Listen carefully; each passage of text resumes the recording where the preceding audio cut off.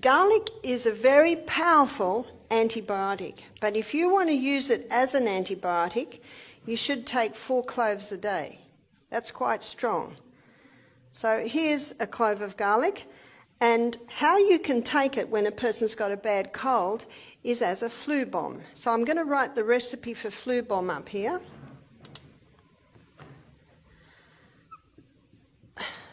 So flu bomb. And when you taste it, it'll seem like you've just drunk a bomb. Garlic.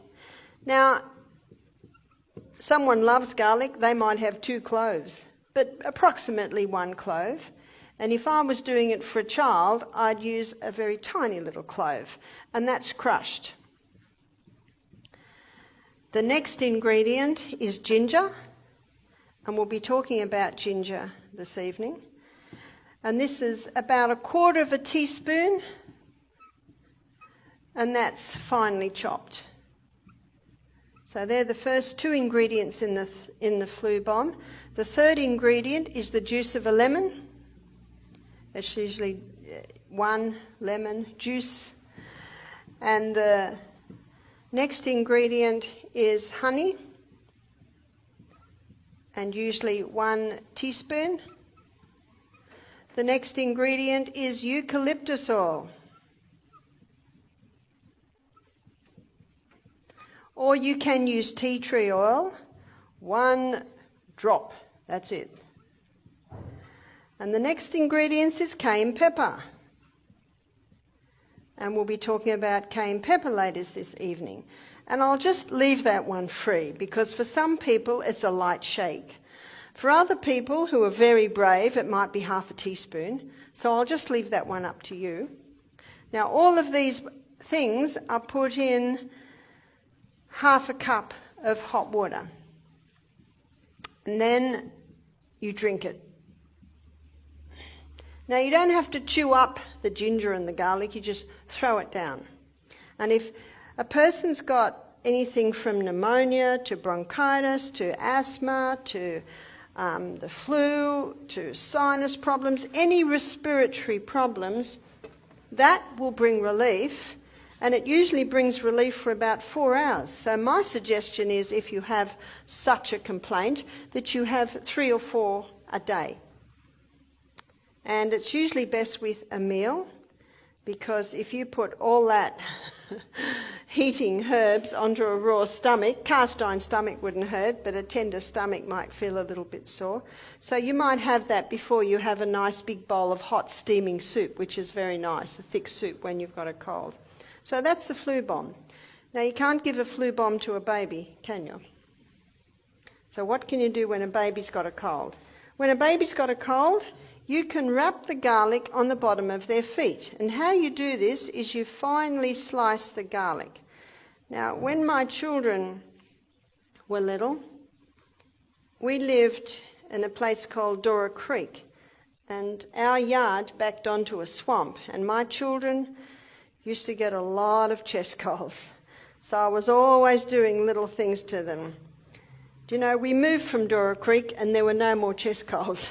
So you do have to look at why, if a child's continually getting a cold. It might be an allergy to a food, or it might be living in a damp house. You know, mold is a terrible cause for respiratory problems. So can you see what I've done here? I've put the 2 fine slices of garlic on the cloth.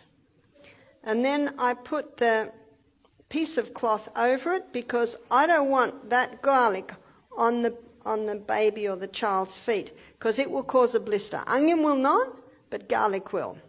But if you put that cloth between the garlic and the baby or the child's feet, it will not blister the feet. And then let's pretend that this hand is the child's foot. Then you just bind this cloth around the foot, so the garlic's on the bottom of the foot. And then you put their sock or their little bootie on, and you can leave it there all night. Within about 4 minutes, you'll smell the garlic on the baby's breath. Again, biggest pores in the whole of the body and on the soles of the feet. So you can often use the soles of the feet to get medicines into the body.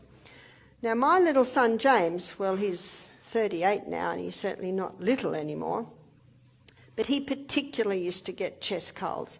So I would put this on his feet in the morning, put the sock on and put his shoes and socks on, and he'd run off to play. And every step he takes, what's happening? He's pressing that garlic in. And little by little, when you slice it, it allows the garlic juice to go in little by little. If you were to crush it, too much juice would come out. That's when the blister could form on the soles of the feet. And if a blister does form, it's not a big deal. It'll heal. You just can't put any more garlic on till the blister is healed. Now, at the end of the day, when I gave James a bath, I would take his shoes and socks off and take this little bandage off, and the garlic looked like dried out bits of yellow leather. There was no more juice in it. Now, the body knows what to do. In Psalm 104, verse 14, the Bible says, God gave herbs for the service of man. So you put garlic on the bottom of a child's feet, the garlic juice and the actives will get into the blood, and the body knows straight where to send it, where there is a need.